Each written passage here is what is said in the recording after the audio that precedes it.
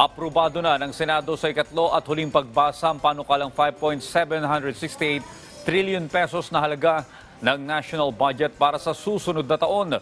Naaprubahan ang pondo sa second at third reading sa magkaparehong araw matapos sertipikahang urgent ni Pangulong Ferdinand R. Marcos Jr. Si Daniel Manalastas sa detalye. Walang nag-negative vote nang magbotohan ng Senado para sa panukalang 2024 national budget. Bagamat may isa nag-abstain, 21 senador ang bumotong pabor dito. Certified as urgent ang panukalang budget, kaya nagawang idiretso sa third reading at aprobahan ito ng mga senador.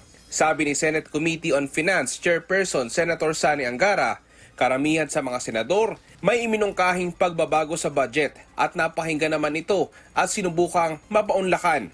Ayon sa senador, ilan sa nadagdagan ang pondo sa bersyon ng Senado ay pondo para sa kalusugan, agrikultura, foreign affairs, science and technology, armed forces at marami pang iba. More funds were included in the budgets of the Philippine Army, Air Force, Navy, and the GHQ or General Headquarters to purchase much-needed equipment, set up the needed infrastructure, and conduct the necessary capability enhancements and trainings, as well as the Philippine Coast Guard. Ilan pa sa tinututukan ng panukalang budget ay ang mga programa para sa turismo, mga OFW, internet at iba pa. Tututukan din ang mga programa para sa transportasyon at infrastruktura. Mahalaga ang pambansang budget, hindi lang pondo ang pinag-uusapan, mga plano at polisiya, minsan nga may nabubuksan na investigasyon. Sa mahahabang debate, nililinaw natin kung ano nga ba ang mga hakbang na nais tahakin ng gobyerno patungo sa kaunlaran at kasaganahan. Sa ganitong paraan, Mr. President, pinapalooban natin sa budget ang pangarap natin bilang isang bansa.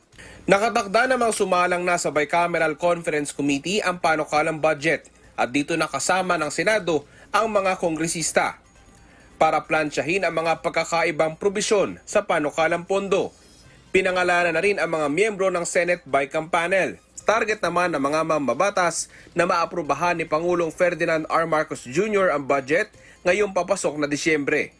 Daniel Manalastas para sa Morning Show ng Bayan, Rise and Shine, Pilipinas.